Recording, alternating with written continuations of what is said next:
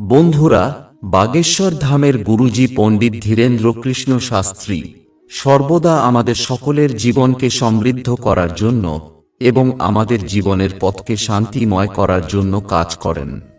তিনি আমাদের সকলের জীবনকে সুখশান্তিতে পূর্ণ করার জন্য অনেক প্রতিকার বলেন, যার মধ্যে একটি হল প্রত্যেক মহিলার রাতে ঘুমাতে যাওয়ার আগে এই স্থানে এক পাত্র জল অবশ্যই রাখতে হবে, যাতে জীবন সুখী হয়, রোগব্যাধি দূর হয় এবং জীবনে আসা কষ্ট চিরতরে দূর হয়।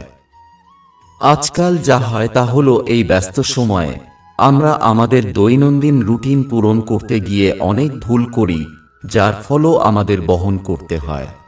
আমাদের গ্রহ অবস্থানের উপর খারাপ প্রভাব পড়ে, ঘরের তেমন উন্নতি হয় না, অসুখ বিসুখ লেগেই থাকে।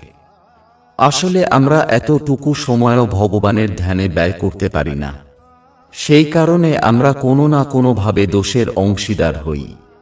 এমন পরিস্থিতিতে আমাদের শাস্ত্রের পুরাণে যা লেখা আছে সেগুলি আমাদের জীবনকে সুখময় করতে সাহায্য করে। আমরা সবাই জানি, জল সবকিছুর ভারসাম্য বজায় রাখার জন্য কাজ করে। এমনটা বিশ্বাস করা হয় যে ঘরে বাস্তু দোষ হোক বা পিতৃদোষ হোক বা যে কোনো কারণে আপনি সমস্যায় পড়েন, তাহলে দুটি জায়গার কথা বলবো। আপনাকে ঘুমাতে যাওয়ার আগে এই দুটি জায়গায় একটি করে জল ভর্তি পাত্র রাখতে হবে, যা আপনার জীবনে অনেক সুখ নিয়ে আসবে। প্রথম জায়গাটি হল রান্নাঘর। গুরুজি বলেন, রান্নাঘরে মা অন্নপূর্ণার বাস, যাকে মা পার্বতী রূপেও পূজা করা হয়। যারা অনেক দিন ধরে গুরুজির কথা শুনে আসছেন তারা অবশ্যই জানেন, গুরুজি বারবার বলেন রাতে ঘুমাতে যাওয়ার আগে রান্নাঘরে এক পাত্র জল রাখুন।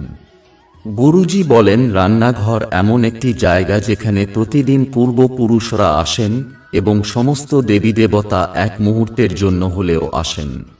তাই মন্দিরের পরে রান্নাঘর সবচেয়ে পবিত্র বলে মনে করা হয়। তাই যখনই আপনি ভোজন তৈরি করবেন, সুন্দর মনে ভালোবাসার সাথে তৈরি করুন। এমনটা মনে করুন যেন ভগবানের জন্য ভোগ তৈরি করছেন। বলা হয় যে মন নিয়ে ভোজন তৈরি করবেন, সেই ভোজন গ্রহণ করা ব্যক্তির মনও সেভাবে থাকবে। রাগান্বিত হয়ে বা খিটখিটে হয়ে বা ক্রোধের ভাবনায় যদি কোনো গৃহলক্ষ্মী ভোজন তৈরি করে, তাহলে ভোজন গ্রহণকারী ব্যক্তির শরীরেও সেভাবে প্রভাব ফেলবে। তাই যখনই ভোজন তৈরি করবেন, শ্রদ্ধার সাথে ভগবানের প্রসাদ তৈরি করছেন এমন মনোভাবের সাথে ভোজন তৈরি করুন। দেখবেন পরিবারে কখনই দুঃখ, কষ্ট ও রোগ ব্যাধি আসবে না।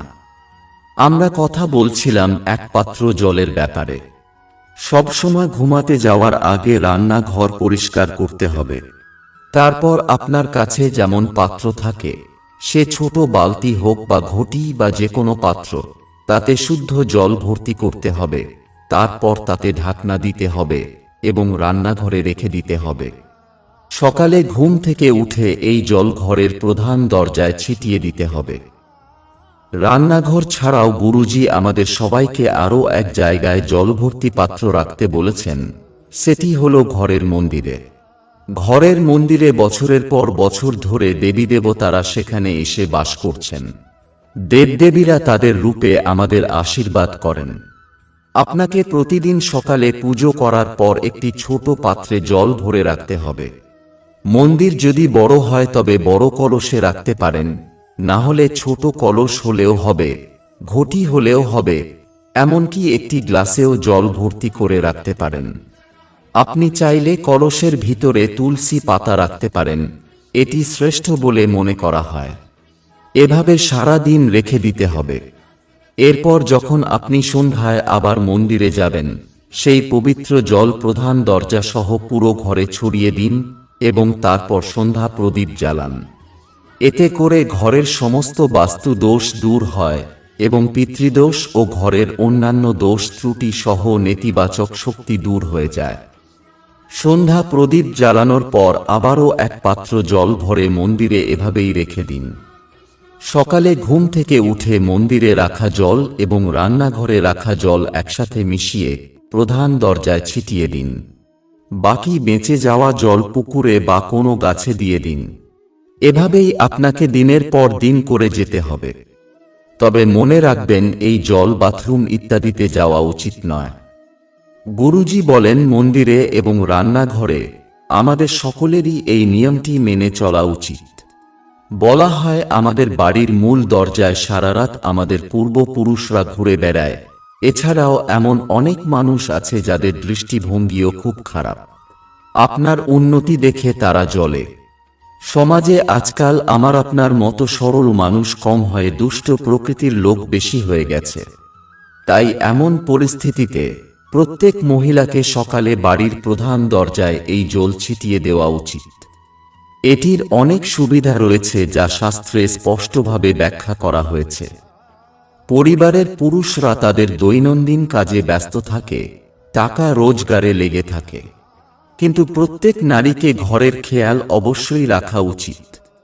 এই পরম্পরা আজকাল নয়, বহু বছর ধরেই চলে আসছে। প্রধান দরজায় জল ছিটিয়ে দেওয়া, উঠোন লেপ দেওয়া, উঠোন পূজা, উঠোনে প্রদীপ জ্বালিয়ে রাখার রীতি অনেক বছর ধরে চলে আসছিল, কিন্তু এখন চিরস্থায়ী পাকা বাড়িতে পরিণত হয়েছে। গ্রামের দিকে এই নিয়ম এখনো মেনে চলা হয়, কিন্তু আপনারা সবাই অন্তত সকালে প্রধান দরজায় জল ছিটিয়ে দেওয়া ও সন্ধ্যায় বাড়ির প্রধান দরজায় প্রদীপ জ্বালিয়ে রাখতে ভুলবেন না। বাড়ির সামনে তুলসী গাছ অবশ্যই রাখুন। মনে করা হয় কালো সেই ঘরে প্রবেশ করতে পারে না। যে বাড়ির প্রধান দরজায় জ্বলন্ত প্রদীপ, ঘরের সামনে তুলসী গাছ এবং প্রধান দরজায় সর্বদা পবিত্র জল ছিটিয়ে দেওয়া হয়। বলা হয় কোনো বিশেষ প্রতিকার, পূজা পাঠ ও আরাধনা না করতে পারলেও এই সহজ কাজ নিয়ম অনুযায়ী করলে সেই ঘরের উন্নতি কেউ আটকাতে পারবে না। বাড়ির রান্নাঘরে মা অন্নপূর্ণার ছবি লাগানো খুব শুভ বলে মনে করা হয়। আপনি দেখে থাকবেন অনেক বাড়িতে টাকা কম এলেও সেই টাকা পুরোপুরি সঠিক পথে খরচ হয়। দুর্ঘটনা, বিপদ বা ওষুধে খরচ হয় না, সেই টাকা ভালো কাজে খরচ হয়। আবার অনেক বাড়িতে চারদিক থেকে টাকা আসে, ইনকাম করার লোকও অনেক, কিন্তু অন্যের ঈর্ষা কুনজর লেগে থাকে, যার ফলে দুঃখ, কষ্ট ও রোগব্যাধিতে টাকা খরচ হয়ে যায়। অনেক ছোট ছোট নিয়ম রয়েছে যা মানা হয় না। আধুনিকতার দূরত্বে আমরা সেগুলি ভুলে যাচ্ছি। তাই আজ থেকেই এই নিয়ম মেনে চলুন। বাড়িতে দুই জায়গায় এক পাত্র জল রাখুন এবং সঠিকভাবে ব্যবহার করুন। জীবন সুখময় হবে, ধন সম্পদ বৃদ্ধি পাবে। কোনো না কোনোভাবে আপনি যদি কোনো ধরনের দুঃখ বা অসুস্থতায় ভুগে থাকেন এবং যদি ঘরে বাস্তু দোষ, পিতৃদোষ ইত্যাদি আপনাকে কষ্ট দেয়, তাহলে আপনি সবকিছু থেকে মুক্তি পাবেন।